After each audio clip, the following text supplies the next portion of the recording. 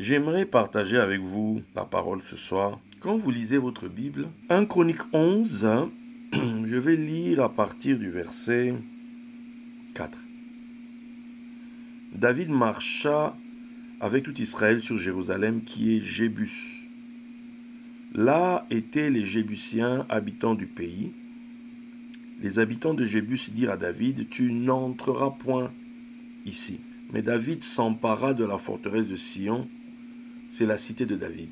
David avait dit, « Quiconque battra le premier les Jébusiens sera chef et prince. » Joab, fils de Sérouja, monta le premier et il devint chef.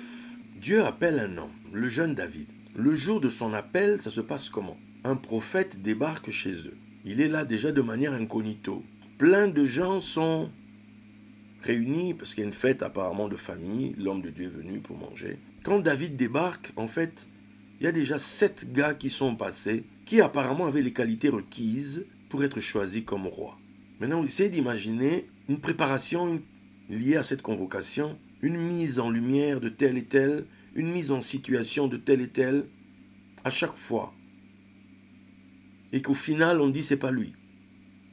On ne le lui a pas dit quand on est allé le chercher. On l'a mis dans... Le gars à qui on dit au final, c'est pas toi, a été mis en position, a été mis en situation, a été cherché, on est allé le prendre, on l'a amené, etc. Et chacun d'eux entend, non, ce n'est pas toi. Aux grandes dames du gars, le prophète lui-même, il est... Lui dont on avait dit, d'après la tradition, pourquoi Dieu lui a fait ça, parce que quand Saül et son serviteur marchaient, ils ont dit qu'il y a un gars ici qui est le voyant, etc. Tout ce qu'il dit ne manque jamais d'arriver. Et quand ils vont parler, il dira, oui, c'est moi le voyant. Et la tradition dit que Dieu a dit, non, c'est pas toi le voyant. Le voyant, c'est moi. C'est moi qui te permets de voir. Mais c'est pas toi le voyant. D'où Dieu va, après la tradition, va confondre Samuel. Là, 7 fois, le prophète n'a pas ciblé. 7 fois, le prophète n'a pas su localiser le gars. Au point qu'il demande, n'as-tu pas un autre fils ici? Mais quand tu es le prophète, tu es censé savoir. Tu es le voyant, tu es censé savoir. Et là, le voyant dit, je donne ma langue au chat, je ne sais pas à qui d'autre, mais en tout cas, je suis perdu. N'as-tu pas un autre fils ici? On dit, oui, il y en a un, mais lui, il n'était pas digne d'ici, en fait. Ce type de repas, lui, c'est trop sain, c'est trop... Lui, non, lui, c'est un enfant un peu à problème, un enfant un peu suspect. Il dit, fais-le venir. Écoute, là, au point où on en est, fais-le venir. Et l'esprit dit, c'est lui. Donc, regardez dès le départ l'affaire. Donc, c'est comme si on dit, il n'a pas été le premier choix. Souvent, quand Dieu nous visite, souvent, quand les choses de Dieu viennent à nous, on aimerait être le premier choix. On aimerait être la personne chez qu'on est allé chercher en tout premier. On aimerait être la personne à qui, quand Dieu a pensé, automatiquement Dieu a pensé à toi et qu'on est venu directement à toi. Pas que Dieu a fait des stops. On dirait sur une autoroute, il s'est arrêté à différentes aires et n'ayant pas ce qu'il voulait dans les magasins de l'air, il va arriver dans un truc là et puis c'est là qu'il trouve. Souvent quand Dieu nous visite, on se trompe en fait de combat. La question n'est pas de savoir, Seigneur, pourquoi à moi tu ne viens que maintenant? Ou bien pourquoi tu viens à moi sous cette forme-là?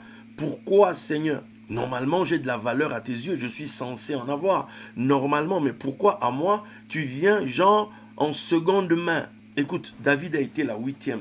7 sont passés, c'était pas bon. Tu ne vas pas discuter avec Dieu, pourquoi, nanana. Non, tu ne discutes pas. Tu te préoccupes de, on est venu à toi. Maintenant, ce David-là, on passe les années et un beau matin, ça y est, on vient le chercher pour être roi. Ce n'est plus juste roi de Hébron, mais c'est aussi désormais, c'est surtout ce qu'on avait dit ce fameux jour, qui serait roi d'Israël. Maintenant, en tant que roi d'Israël, il se doit. Il faut prendre la capitale. Il doit prendre la capitale. La capitale, pour le coup, est occupée par une peuplade là, les Jébuséens, les anciens habitants du pays. Les gars sont là, pépère, les gars sont là, tranquilles. C'est le lieu, Jébus, c'est le lieu où on foule avec les pieds. Donc on peut dire que les Jébuséens, ce sont des gens qui, eux, ils foulent avec les pieds. C'est les fouleurs avec les pieds. Eux, ils écrasent avec les pieds. Au point que ces gars même disent à David, écoute, on n'entrera jamais ici. Ils le tiennent. Attends, c'est le gars quand même qui a reçu l'huile. C'est le mec qui, au final, Dieu avait dit, et tous les challengers du choix de Dieu sont tombés les uns après les autres. C'est comme quand on dit, y a-t-il quelqu'un dans cette assemblée qui a quelque chose à dire contre ce mariage ou contre je ne sais pas quoi? Si c'est le cas, il faut parler maintenant, sinon tu te la fermes pour toujours et même pour après. Tous les challengers, on leur a laissé l'opportunité de venir essayer de prouver à Dieu qu'ils sont mieux que le choix de Dieu. Le choix des hommes s'est exprimé, le choix des hommes s'est manifesté, et au final, niet. Nah. Tu vois, en fait, nah. Et puis là, finalement, lui, il a sauté sur David. Dès qu'on l'a vu, c'était affaire entendue. Mais même ce gars-là, il y a des gars qui disent jamais tu viens ici. Écoute, les oppositions, ce sont des défis à l'huile qui est sur sa tête, qui est sur ta tête en fait. Ce sont des défis en rapport avec ton identité. Ce sont des défis, des choses qui sont là pour, quelque part, provoquer. Il faut que l'huile qui est en toi, parce qu'on l'a mise sous pression, parce qu'on a douté d'elle, saute. Saute, c'est-à-dire que brise comment on appelle ça? Les lois de la nature. C'est-à-dire, pourquoi? C'est le choix de Dieu. C'est lui. C'est elle. Donc, ne tremble pas, ne panique pas quand tu as face à toi, genre une opposition. Quand tu as face à toi, genre un truc qui te challenge. Quelque chose qui remet en doute l'appel, qui remet en doute ce que Dieu a dit, qui remet en cause ce que Dieu a dit. C'est Dieu qui est venu te chercher. Quand Dieu est venu te chercher, nobody était là. Personne n'était là. Les gens qui aujourd'hui sont là, qui te remettent en doute, qui doutent de toi, qui disent, ils ont des raisons forcément pour remettre en cause ce que tu es. Genre, tu n'es pas l'élu de Dieu. Genre, tu n'as... Mais c'est les moments uniques pour que tu sois surpris par la chose de Dieu qui est en toi qui va crier. Je fais un petit stop. Hier, vous savez dans quoi nous sommes. Hein, ceux qui sont proches, vous savez dans quoi nous sommes. Hier, voici ce que je vois en esprit. Je vois l'esprit qui convoque quelqu'un. Quelqu'un qui est en train, apparemment, de mal parler me concernant. Qui est en train de mal parler concernant la promesse. Cette parole dont je parle depuis des années, ça ne s'est jamais fait. D'ailleurs, blablabla, la personne, hein, voilà. Et l'esprit convoque la personne. Et l'esprit lui dit, tu penses que c'est parce que ça ne s'est pas encore fait que ça ne se passera jamais? J'ai vu un truc que je n'ai jamais vu l'esprit en moi faire. J'ai vu l'esprit lever la main et jurer que cette personne-là serait transpercée par les flèches des jackpots. Que les flèches des jackpots la transperceront cette personne. Ça m'a automatiquement fait penser, du moins après coup, à cet homme qui dit, Dieu peut ouvrir le ciel, mais pareille chose ne peut jamais arriver. Et le prophète va dire, tu le verras de tes yeux, mais tu n'en mangeras pas. Retenez ce que je viens de vous dire aujourd'hui. Je l'ai vu hier. À chaque fois, vous savez, Dieu est patient, Dieu laisse faire des choses. Il ne dit rien. Mais il y a un moment où il y a des dépassements de lignes, je ne sais pas qu'est-ce qui a provoqué et généré ce que j'ai vu là. Ça me fait penser à quand, comment il s'appelle, Siméon prophétise à Marie. Il va lui dire, et à toi-même une épée te transpercera l'âme, afin que les pensées de beaucoup de cœurs soient dévoilées. Une épée te transpercera. Ici, c'était des flèches. Les flèches du jackpot te transperceront. Ben là, c'est plus un jackpot béni. Hein, même si la personne doit gagner, prenons ça dans ce sens-là, mais ça ne va pas être une bénédiction. C'est comme quand on dit dans la Bible, vous avez fait tellement de bruit, maintenant vous allez manger, non pas un jour, mais vous allez manger jusqu'à ce que ça vous sorte par le nez. Celui qui te fait manger comme ça, il ne te fait pas manger pour te faire du bien. Ah non, non, non, non, non, non. Et là qu'on dise ça à quelqu'un, je ferme cette parenthèse. Chaque défi, chaque opposition.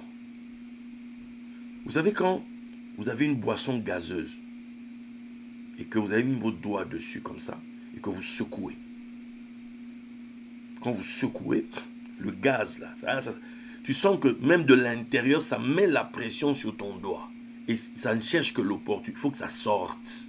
L'huile va crier. L'huile va crier. Mes amis, puisque le songe est lié à ça, cette promesse, c'est une déclaration. En fait, la foi que ça m'a donnée, hein, je déclare tous les jours que je crois en Dieu. Je crois que rien n'est impossible à Dieu. Je crois ça. Je crois, je vis de ça. Mon juste vivra par la foi. Je vis par la foi. Toutes ces dernières années, toutes ces années, depuis 34 ans, c'est une vie de foi. Pour moi, la foi, ce n'est pas juste des trucs genre... Non, non, non, non. Si ce n'est pas au cœur de ma vie, c'est que ça n'a même pas de place à y avoir. Si ma vie n'est pas fondée sur la foi, c'est-à-dire que... Non. Au cœur de ma vie, tu es là. Au cœur de nos vies. Et c'est toi qui nous fait vivre. Tu es là. Au cœur. On n'a pas dit en périphérie. Au cœur. Bien vivant. Oh Yeshua. Attends, tu es là. Au cœur. C'est du cœur que l'énergie part. Ouf. Ouf. Ouf. L'énergie, la foi. Si Dieu n'est pas au cœur, le tabernacle était au cœur. Tout Israël était autour. Et pour moi, au cœur de ma vie, il y a un Dieu à qui rien n'est impossible. Voilà, c'est juste clair comme ça. Chaque défi est l'opportunité pour toi de te recentrer. Chaque opposition est l'opportunité pour toi de te recentrer sur ton centre. Revenir, te repositionner sur ton centre en lui faisant confiance. En mode Emouna, en mode Bitachon. Maintenant, les gars disent à David, tu ne prendras pas cet endroit. Plus tu me dis que je ne l'ai pas, plus tu me dis que je ne prendrai pas. C'est ce que je vais prendre. Pour l'instant, je ne sais pas comment, mais je vais prendre. Ah oui, je vais prendre. On dit, mais David s'empara de la forteresse de Sion. C'est la cité de David. Vous savez son nom. Mais désormais, ça portait son nom. Les choses là qui s'opposent à toi vont porter ton nom. Ces choses-là, on te dit que toi, tu n'entreras pas ici. Ça va porter, cette porte-là va devenir ta porte. Ça va porter ton nom. Maintenant, écoutez, quand David est face à ce défi, David maintenant va dire, il regarde ceux qui sont derrière lui. Il regarde ceux qui sont avec lui, puis il dira, quiconque battra le premier les Jébusiens sera chef et prince. Arrêtons une seconde. Un homme ne peut donner. Un homme ne peut partager que ce qu'il a. Et ce qu'il a, un homme ne peut recevoir que ce que le ciel lui a donné. L'homme là, sa portion, c'est quoi? Sa part, c'est quoi? Quelle est la chose qu'on lui a donnée? Cette chose qu'on lui a donnée, le positionne sur quoi? Lui va nous donner quoi? Lui là, lui. Les apôtres ont demandé à Jésus, Pierre, nous là qui avons tout quitté à cause de toi, on va recevoir quoi? Ce que nous on avait, on te le donne. Mais toi, tu vas nous donner quoi? Il n'est personne qui ayant tout quitté à cause de moi qu'il ne reçoive le centuple, la vie éternelle. Et vous qui avez souffert avec moi, vous serez assis sur 12 trônes. Pourquoi? Parce que le trône duquel sont issus les 12, c'est lui qui est assis dessus. C'est ce qu'on lui a donné à lui. En fait, l'héritage que Dieu te donne, le don que Dieu te fait, tu es capable. Il y a des petits qui peuvent sortir de là. Tu vois, on lui a dit, hein, tu seras le chef de mon peuple d'Israël. C'est ce qu'on a dit. Vous le lirez plus haut dans 1 Chronique 11, là. Hein, verset 2, autrefois déjà, même lorsque Saül était roi, c'était toi qui qui ramenait Israël, l'Éternel ton Dieu t'a dit, tu paîtras mon peuple d'Israël et tu seras le chef de mon peuple d'Israël. Voici la promesse qui lui est faite à lui David. Il paîtra le peuple, il sera le chef. Ça c'est pour lui. Maintenant, ce qu'on me donne à moi me pose, met mes pieds sur une position. C'est comme si, voilà, c'est ça ma part, c'est ça mon patrimoine. Maintenant, de ce patrimoine-là, maintenant, moi, j'ai le pouvoir, sur base de ce qui est à moi, de dire à tel, toi, je ferai ça. Lui étant chef d'Israël, il peut se lever et dire, quiconque battra le premier, les Jébuséens, sera chef et prince. Tu as réellement le droit de faire ça, David? Oui. J'ai le pouvoir, j'ai reçu de vous paître, vous tous ici. Donc je peux décider que toi, ta vie change en une minute, toi. Je peux te donner d'avoir part à ce qui m'a été donné, toi. Donc ne jouez jamais avec les gens que vous rencontrez sur la terre. David est en train de fuir Absalom. Il voit le serviteur là de Méphibosheth arriver. Il est où ton maître? Oh non, mon maître a dit qu'aujourd'hui, vraiment, Dieu rend le pouvoir à Saül. Comme ça, lui aussi va devenir roi. Une histoire farfelue à tomber par terre. David qui dit, ah bon? Lui à qui j'ai tout donné. C'est lui qui parle comme ça. C'est une dinguerie. Écoute, tout ce qui est à lui, là, que je lui avais donné, je te donne ça à toi. Oh, mon maître, en train de fuir. Mais il a conscience de qui il est. Il fait... Vous savez, quand là, aux États-Unis, les présidents changent. Le dernier le président qui parle a le pouvoir jusqu'au moment de l'investiture de l'autre de signer encore des actes présidentiels. Il a le pouvoir de le faire. Là, il a gracié son fils. Tu ne peux pas lui dire non, ne fais pas non. Il est président, il est encore en fonction. Tant que l'autre n'est pas venu s'asseoir là, prendre les choses en main, il signe. Quand David va revenir, il voit l'autre arriver. Qu'est-ce qui t'arrive? Non, tu sais que ton serviteur ne marche pas. Mais pourquoi tu n'as pas coupé ta barbe? Depuis que tu es parti, j'ai pris le deuil. Ton serviteur que tu m'avais donné ici a profité de ma faiblesse, que je ne marche pas. Tout ça, il est venu te mentir ici. Voilà, maintenant, moi j'ai toutes les manières. David qui dit, c'est quoi cette histoire? Donc l'autre, là, écoutez, vous allez partager.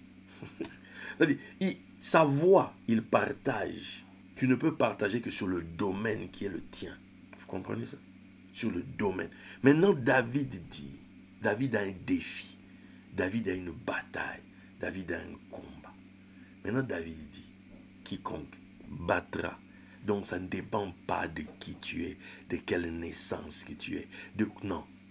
Tout ce que David veut voir, il y a une bataille. Quiconque battra sera chef et prince. Donc, on passe outre les initiations, on passe outre les préparations, on passe outre ceci, on passe outre. Il y a une bataille, quiconque m'écrase ces Jébuséens ici sera chef et prince. Maintenant, c'est intéressant.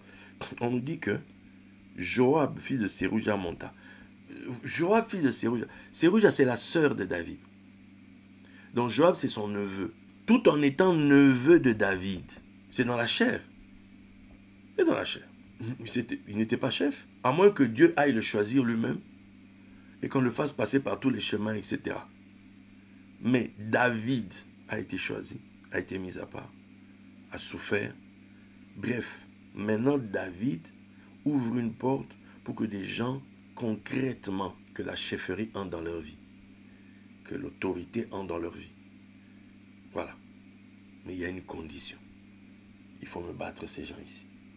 Le neveu, il a mis de côté tonton David. Tonton. Non. Et l'affaire là est sérieuse, hein? C'est sûr. Ça nous fait penser à David. Que donnera-t-on à celui qui tuera Goliath? Le roi a dit que il le comblera des richesses. 2.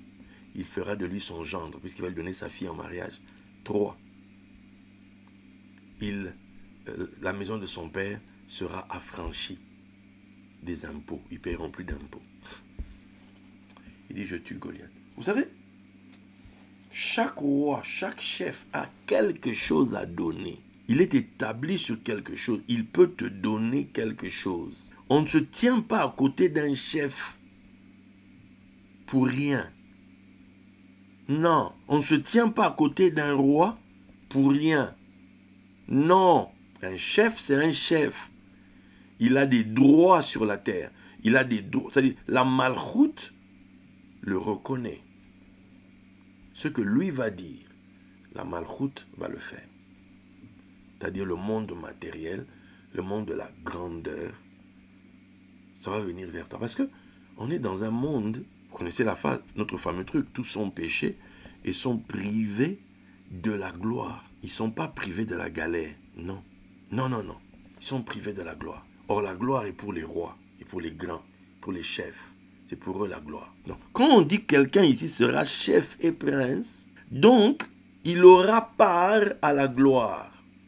Il aura part à la grandeur. Il aura part aux honneurs. Mais les autres, sinon, ils seront là. Ils n'auront pas part à ça. Ils auront part au reste. Ils auront part au reste. Le mari de Bathsheba, Uri, il faisait partie des chefs, là, des vaillants soldats. Il faisait partie des vaillants soldats. Mais lui, on lui donnait des ordres. Il était sous les ordres.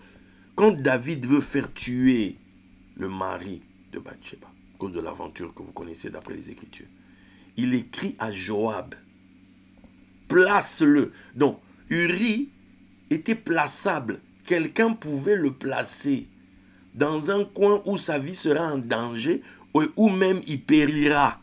Il était sous les ordres. Uri est mort pour ça. Vous comprenez? Qui battra? Mais tout ce temps-là, il y a eu avant. Il y a eu des embrouilles avant. Joab a été dans des mauvais coups avec David. D'ailleurs, à la fin de sa vie, David met son nom sur sa liste. Sa mauvaise liste.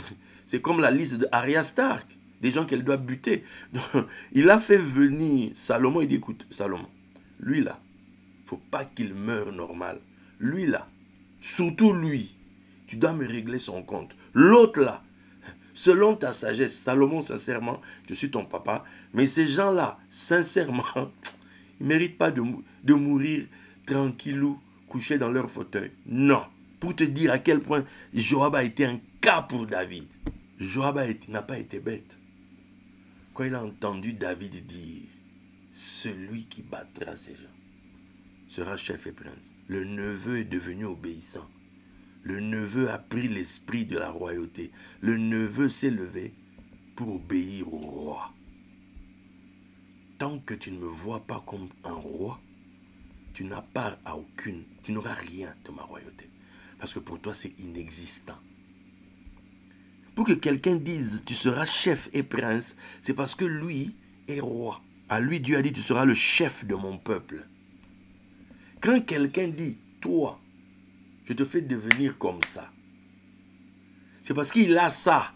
Mais pour l'instant, il n'avait pas encore pris Jérusalem. Pour l'instant, non, c'était pas encore assis, on va dire. Mais c'est ça qu'il avait reçu. Le gars dit, hé, moi je crois ce que ce gars a. Moi je crois, lui je crois. Moi je crois ce qu'il dit là.